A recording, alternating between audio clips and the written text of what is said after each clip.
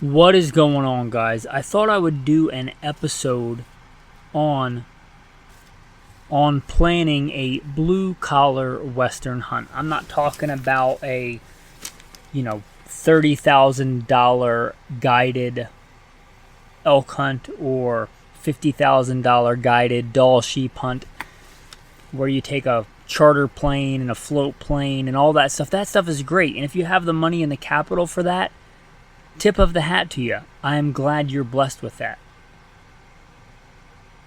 But I know not many are, especially in this economy. Also, a lot of people save up their whole life to go out and hunt out west. And there's nothing wrong with that either. Enjoy the fruits of your labor, as it says in Ecclesiastes. Nothing is better for a man that he should eat and drink and enjoy. Nothing is better for a man than that he should eat and drink, and that his soul should enjoy good in his labor. This also I saw was from the hand of God. So if you're a blue-collar working man in the 20s, 30s, 40s, or any other age, and you're trying to do it more affordably, plan a western hunt. That's what we're going to talk about today. So welcome to a podcast where we talk about this type of thing the right way, with Almighty God at the center, Judeo-Christian values, and real-world first-hand experience. On that, I'm going to put in a bio. Actually, I'll do a fresh one on this as it's a little bit different.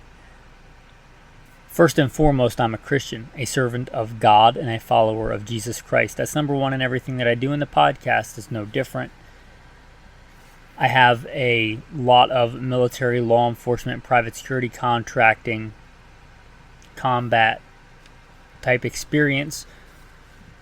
But also, more germane to today's topic, I grew up hunting and shooting at a very early age as a poor boy in the South. Hunting, and if I'm being honest, poaching to put meat on the table. And I grew up in the Southeast United States, pretty poor and rural. I have spent the latter part of my life on purpose in the West because I love the West. I love the Wild West. I love one of the last free places in the world where I can be a man. Hunt all kinds of species in vast open lands, not somebody's 40 acres that they own, but on millions of acres of wild country that we all own as part of our inheritance as Americans. Let's say as men in general. Every time I go back east of the Mississippi, no offense to people that live there, I just want to get out of there as quick as I can. I have chosen on purpose and left good paying jobs and family to be in what I consider the Wild West. Many people dream of hunting out west. Again, I joined the Marine Corps and went out west when I joined when I was 17. I got out west, I was 18 or 19. I love the West, and I've hunted out west now for a long time, all over the West, in many different western states. I've also been a professional big game hunter and guide. Trying to bring that experience to you today to have you plan your own western hunt, a blue-collar way. Not, you just book this, $30,000 elk hunt, and what you gotta have is this 1,000-yard rangefinder and this Gucci rifle and the hot new cartridge that's 150 feet per second faster than the one that's been around for 50 years, and you need this, you need that.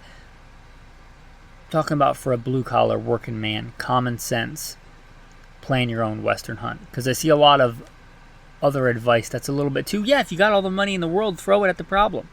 But if you don't, you can still be a western hunter. That's what we're going to tackle today. Let us first be circumspect and ask ourselves why. Why do you want to come hunt out west? What do you want to get out of the hunt? For many people, it's not a giant set of elk antlers hanging on their wall. There's nothing wrong with that. Unless my mom kept some antlers from when I was younger and I grew up in that kind of redneck culture, and there's nothing wrong with that part of keeping. There's nothing wrong with keeping antlers from things that you've killed, but I don't have any antlers unless my mom saved some from when I was a kid, and I can't remember the last time I was home looking around for those. If you want that, there's nothing wrong with that, but there are many other reasons why people hunt. Number one, something you get out west that you don't even realize you're missing if you live back east is solitude.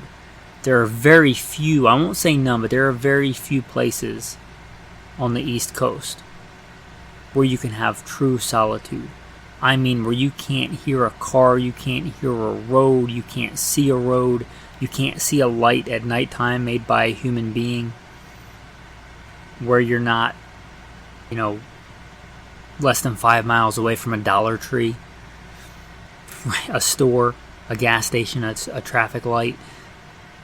If you get out on a ship and go out in the ocean, which I did as a boy, you can get some real solitude on the ocean, but there are very few places terrestrially on land where you can get that kind of solitude. It's solitude, because it is written, Jesus often went out to a deserted place.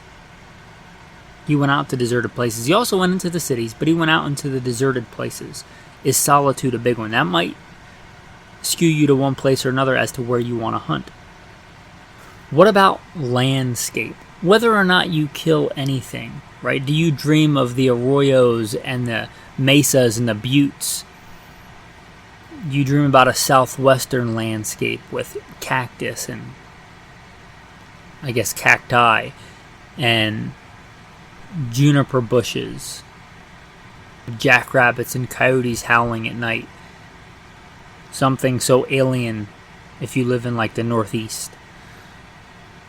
Or do you want a more Pacific Northwest temperate rainforest type environment with waterfalls and giant salmon, where hunting is often up close and personal? Do you want to see Yellowstone? Because you've always dreamed about Yellowstone, not because you saw some TV show that's a soap opera for men, but because you just always loved the landscape and you've always, been into geology and you want to see Yellowstone with your own eyes. Do you love big mountains? And if you've only ever seen like the Appalachians, when you see the Western Rockies, the Canadian Rockies, those are mountains. If you want that big, jagged, rugged, starting out your base camp at, 8,000 feet, 9,000 feet, and going up from there, big, jagged, monolithic structures of granite and grandeur. Or do you dream of Alaska? Just because you've always had an allure with Alaska. Alaska's a big, big state as somebody that's lived there and barely scratched the surface of it. But is Alaska, just because you've always wanted to go to Alaska, part of it? Or the Great Plains, the seas, the ocean of grass and sagebrush, and clear, starry nights. So I would like for you to think about that, because I think that is often not talked about. Like, if you're like, I want to hunt elk, there's lots of places you can hunt elk in all those different kinds of environments. High up in the Rocky Mountains to the Pacific Northwest on the coast in a rainforest. As much as you might think the East Coast is so different from Georgia to Massachusetts, culturally, maybe, but as far as geographically and climate, it's much more similar than even the difference between northern Idaho on the Canadian border, and which is Pacific to inland Northwest, kind of rainy forest, dense, cold and wet, to the arid high desert of just southern southeastern Idaho. Just in that one state, it's got more difference than it does from Georgia to Massachusetts. So consider the landscape, because that's a big part of the enjoyment of the hunt, the being in and part of and enjoying God's creation. Psalm 19, the heavens declare the glory of God, and the firmament shows us his handiwork. Another verse, the earth is the Lord's and the fullness thereof. Right? That's part of it. So don't discount that. Right? Don't let the entire driving factor of I want an elk and I want the best chance to get a big bull elk, 6x6. I don't care where I am. I don't care if I'm in a subdivision and I get to shoot an elk. If that's you, this is probably not the game plan for you. But if you want to enjoy God's creation and be out and go explore the West, I think the landscape kind of is important. What kind of landscape do you want? And if this is your first one, or maybe this will be one of many, but where do you want your first Western hunt to be? Do you want it to be the desert Southwest or the Pacific Northwest? Those are vastly, vastly different. The next one, freedom. Is freedom important to you? Because much of the West, sadly, is no longer free. It's about as infringed as a lot of the East Coast. Now, infringed in different ways, because even, let's say fairly liberal Oregon, if you get away from Portland, Eastern Oregon is wide and open and beautiful country, and you could literally go out on BLM land and set up your own 1,000-yard range and shoot steel on open public land, and nobody's going to bother you. So you got more freedom there than you have back east, but a lot of their gun laws are very infringed. Is that important to you? Now, if you're coming from New Jersey, Massachusetts, Maryland, pretty much anywhere out west is basically going to be better than where you're from. But do you want a taste of that freedom? If you want a taste of that freedom or stay in that freedom and add the wide open spaces, that's really going to shape your trip. Montana, Wyoming, Idaho, the Dakotas, Arizona, Utah, West Texas, right? The free, what I would call Wild West. If you don't care about that, then that opens up a lot of territory. But is freedom important to you? Next, I would say after all that stuff that I just talked about, aforementioned, then what kind of animal do you want to hunt, right? Because this is where you're probably going to want to look at tags. Do you want to hunt mule deer? There's a lot of mule deer country out west. And it's a lot of varied country. So you even if you say, I want to hunt mule deer, there's lots of different country you can hunt mule deer in. They have a wide range. If you're like, I want to hunt blacktail, well, blacktail, it's a big range, but it's a lot more specific climate. I'm talking about blue-collar, affordable tags. There are still some affordable elk tags out west. If your thing is, I want to hunt elk, I've always wanted to hunt elk, that's a big thing, okay, that's important. If you really don't care, you just want to get some hunting in, just like I tell people, and I would especially say, if you don't hunt back east and you want to come out for a western hunt, hunt small game. There's a lot more affordable opportunity. If the what animal you take, if that is not really that important, like you want to come out and hunt, but whatever species it is, maybe you want to hunt something different than you hunt back east, but coyote, fine, wolf, fine, black bear, okay, jackrabbit, pheasant, okay, that opens up a lot more opportunity than if you just want to hunt elk. Now, if you just want to hunt elk, that can be done. I think still blue collar affordably.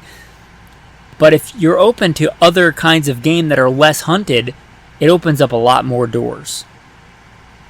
So consider all this for yourself. And some of these that will really open some door. Prairie dog. If you talk about some of the most fun hunting you can have, period. Prairie dog hunting. And they're kind of a nuisance species. I'm not saying they're completely bad for the environment all the time. But in areas where people are trying to raise crops and cattle and things like that, they can be an issue. And they spread the Black Plague. So if you want to do your part to, in my opinion, help the environment and have a lot of fun hunting with very, fast action, a lot of shooting, don't overlook prairie dogs. That's a great species. Also, jackrabbits. If you want to do a lot of, let's say, hike hunting, hiking over like desert Southwest terrain, you just want to see some really cool country, some wadis, some arroyos, some buttes. And, when a jackrabbit pops up, you shoot it. That's a lot of fun. Jackrabbit opens up a lot of doors. A lot of people out west don't even bother to hunt jackrabbits unless one just happens to be in front of them. But they're quite big compared to a cottontail. There are cottontails out west too. But a jackrabbit, that can be a lot of fun to hunt. Especially, you want to take out your... we'll get into gear later, but you want to test out your practical rifle craft on a moving, living thing with liberal limits and a lot of fast action and a fast target. Jackrabbits. Don't overlook the jackrabbit. We're talking about a blue-collar western hunt. You can still have a lot of fun. And coyotes. Coyotes, although when I was a boy in Virginia, if you'd have said you saw a coyote, people would have looked at you with their head sideways like an owl. Like, what's wrong with you? But now coyotes are everywhere back east. There's a lot of them out west, too.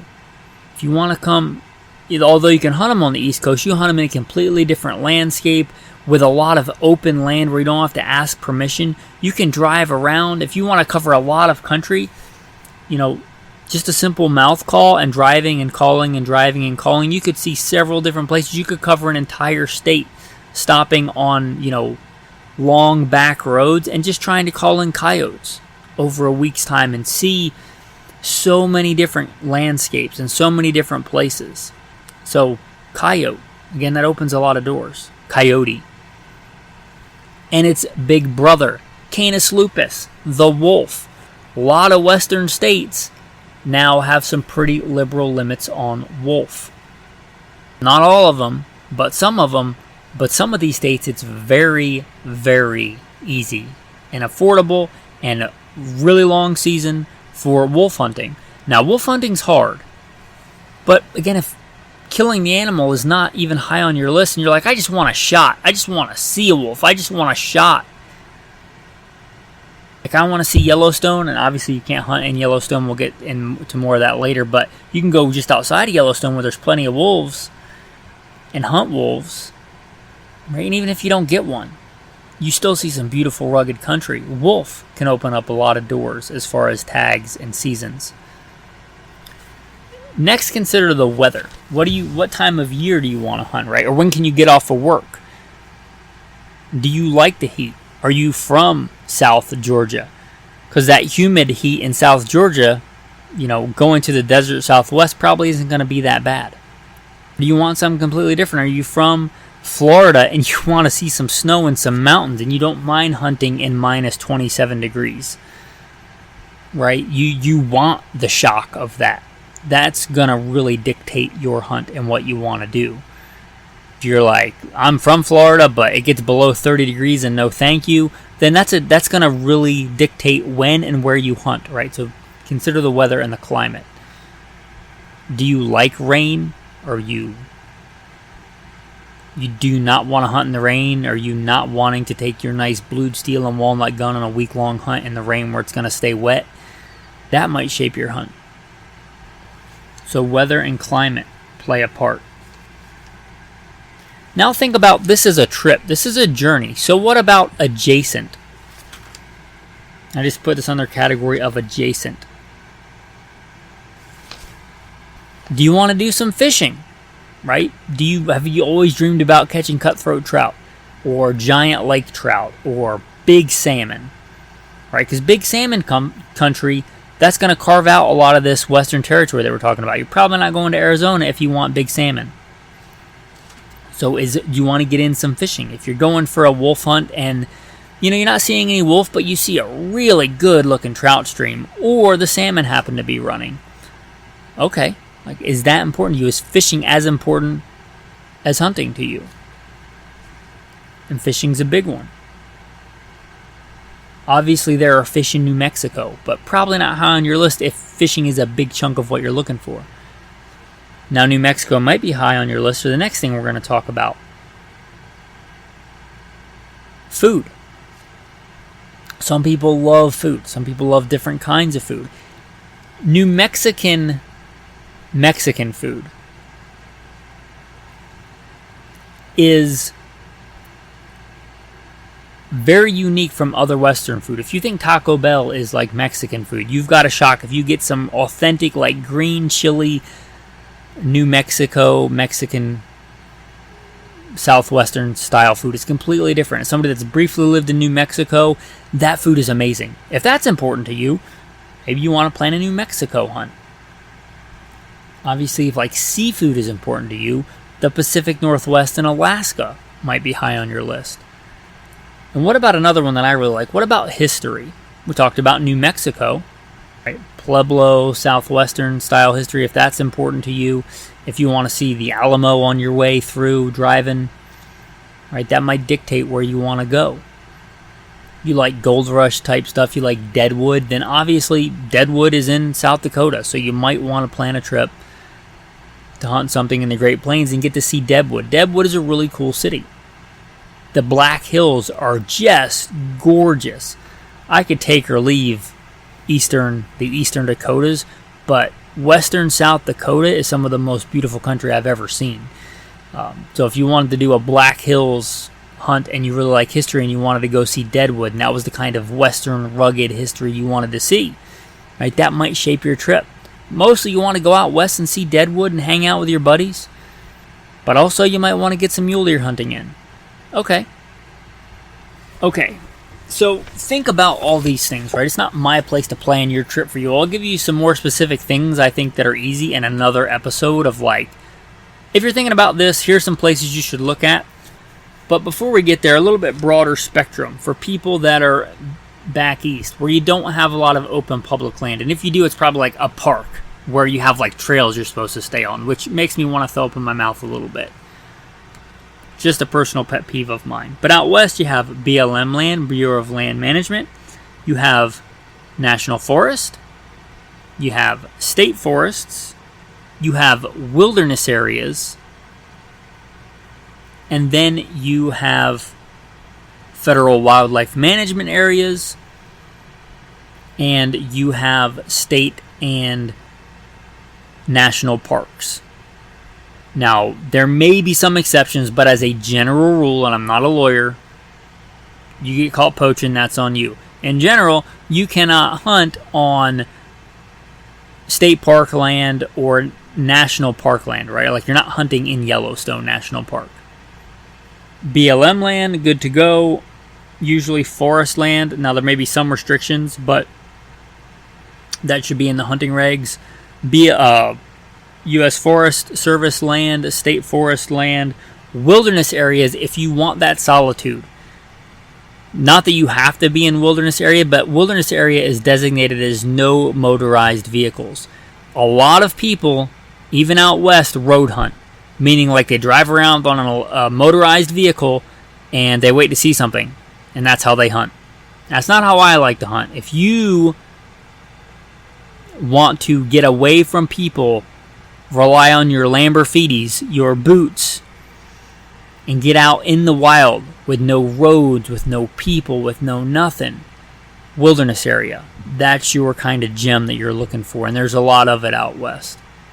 And if you like more rules and regulations, you kind of like HOAs, I don't know what to tell you, except for you might want to look at the like federal wildlife management areas where they have like specific rules and specific times and specific permits. If you want it all laid out for you, kind of cookie cutter, and you want the oversight of the federal government and federal game wardens, then you may look at those areas. And they do, the upside of those is, especially if you're going with like kids and stuff, a lot of times they will stock those waterways with fish. They will stock the areas with pheasants, with certain kinds of game birds. And you pay to hunt those animals that they stock. So if it's important for you, you're taking somebody else and they actually see a pheasant or quail or something like that, I give them a little bit too much of a hard time. But if it's your first time and you don't care about the extra rules and regulations, you may look at a wildlife management area. I don't know if this is going to be a 2 or 3 part episode, but mostly what I wanted to lay out here is What do you want out of your Western hunt? You can probably do it affordably, right? You get, 2, 3, 4 guys. I know inflation's rough. I get it. I'm working 2 jobs. But if you can get the time off of work, that's probably your biggest obstacle, if I say it in the vernacular of "Oh brother, where art thou?" And you want to go west, young man, get a carpool. Unless you want the solitude and you want to be alone, get 2 or 3 or 4 guys together and split the gas money with a small SUV or a pickup truck with a camper top on it, or rent a car if you guys need to. If you drive a Prius, probably a no-go from most of the areas I'm talking about. A lot of the places I'm going to recommend in another episode are not going to be a lot of pavement. But if one of you has a 4-wheel drive truck or SUV or something like that and you want to split the gas, right, I think it still can be affordably attained. But think about where you might want to go, right? Do you want to see the Grand Canyon? Do you want to see Yellowstone? Do you want to mostly hunt in the wilderness, but you also want to see some really cool southwestern cities? Do you want to have a yuppie day and go hiking in Sedona? Are you big into foraging? Or is your wife big into canning and jamming? Because I could recommend some places where you could more berries than you'd ever want to see in your life. You couldn't pick them before they went bad if you did it all day, every day. Like, is that part of your trip? You can bring your wife and she's going to can and jam while you fish, and she's going to pick as many blueberries and elderberries and serviceberry and blackberry and raspberry and salmonberry and all the berries. Like, there's places like that. She's going to go with you, and she's good on her own for, you're out fishing or hunting, and she's going to pick berries and do some canning and stuff like that. Like, what kind of trip do you want? What kind of landscape do you want? What kind of weather and climate do you want? Now, I can't predict the weather. You could really want a hot southwestern hunt, and you get there and it's got a rare, monsoon rainstorm and it's cold. But in general, you can kind of hedge your bets a little bit. What do you want out of it? Are you just going to pack, peanut butter and trail mix and you're good with that? Or do you want to have some good food along the way? Do you want to experience different cultures and different stuff like that? That's really going to shape kind of what you're looking for. So think about that for yourself.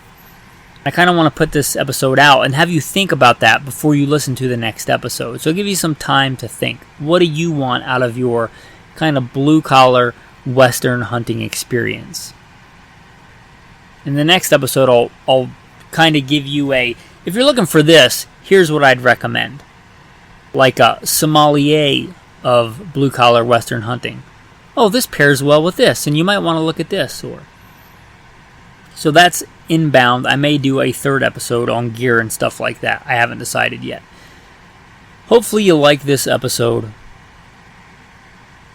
It's not really a secret tactical tip, but I'm going to remind you, when you start getting kind of an idea and you kind of know what you'd like to hunt, start looking at what states. You can go DuckDuckGo and search, what states have over-the-counter tags for this or that.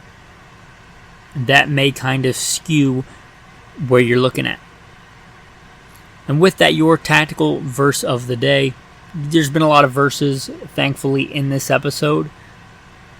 But this is very much in keeping with today's episode. These are the words of Jesus. And he said unto them, Come ye yourselves apart into a desert place, and rest a while. With that, thanks for listening, and have a blessed day.